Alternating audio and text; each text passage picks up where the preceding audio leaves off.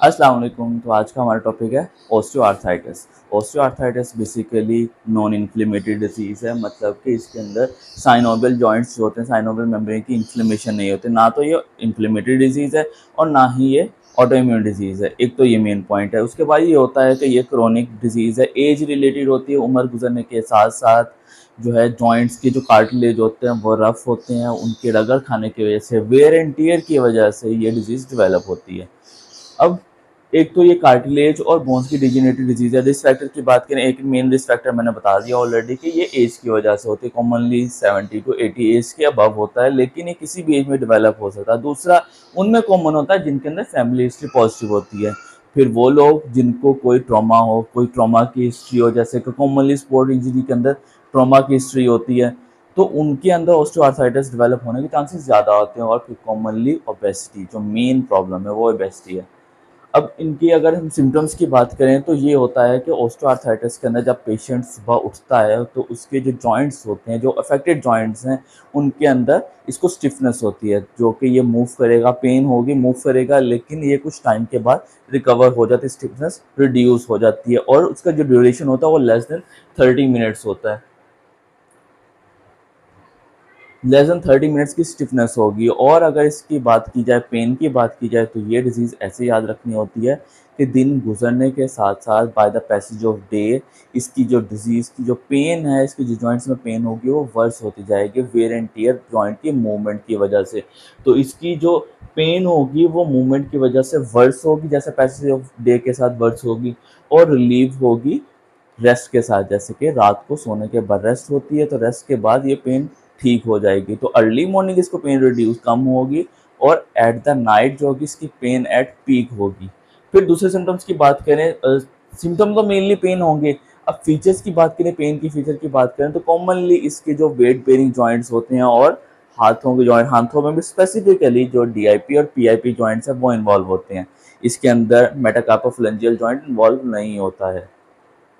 Hip joint involve होगा, उसके बाद नी जॉइंट है, एंकल जॉइंट है, और कॉमनली ये जॉइंट कोई भी इन्वॉल्व हो सकता है। उसके बाद अगर तो इसके अंदर इस डिजीज में ये होता है कि वेयर एंड टियर की वजह से जो बोन होती है वहाँ पे ऑस्टियोफाइट्स, बोनी आउटग्रोथ बन जाती है।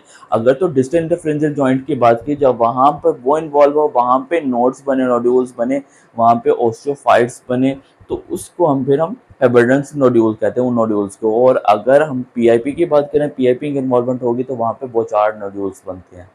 इन्वेस्टिगेशन की बात करें तो फर्स्ट ऑफ ऑल तो ये डिजीज़ जो है इसमें कोई भी जो टेस्ट होगा वो पॉजिटिव नहीं आता। लाइक कोई भी ब्लड टेस्ट पॉजिटिव नहीं आएगा, सीबीसी करवाएंगे नेगेटिव होगा, सीबीसी सब नॉर्मल होंगे। इसके अगर हम बात करें, इसमें हम ईएसआर करवाएंगे, वो नेगेटिव आएगा, मतलब नॉर्मल रेंज में आएगा, सीआरपी नॉर्मल रेंज में आएगा। हम ANA antibodies for autoimmune disease अगर हम चेक करते हैं तो वो नेगेटिव आता है।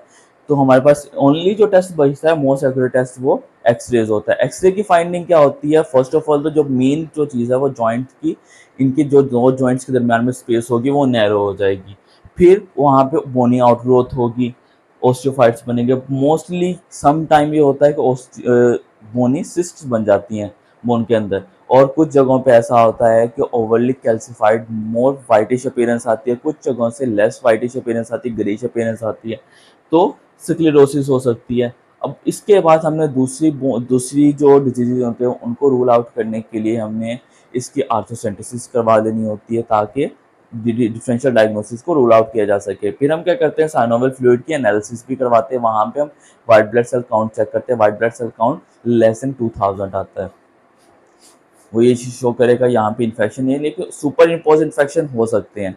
इसके ट्रीटमेंट की बात करें तो चूंकि मैंने पहले बात की है कि ओबेसिटी रिलेटेड मोस्ट जो प्रॉब्लम है वो ओबेसिटी है, तो सबसे पहला काम जो है वो वेट लॉस करना होता है। फिर हमने चूंकि जो हमारी कार्टिलेज होती है वहाँ पर न्यूट्रिशन की सप्लाई करनी है, तो न्यूट्रिशन की सप्लाई करने के लिए ताकि रिकवरी बेहतर हो सके, हम इसको फिजिकल थेरेपी, फिजियोथेरेपी रिकमेंड करते हैं। लेकिन चूंकि पेशेंट को पेन होती है तो पेन को हमने मैनेज करना, पेन को मैनेज करने के लिए ओल्डरली ये होता था कि ये डिजीज़ जो है वो पैरासीटामोल से, एसिटामाइनोफेन से कवर हो जाती थी, लेकिन अभी न्यूली अगर ड्रग ऑफ चॉइस की बात की जाए तो वो एनसिड्स होती है।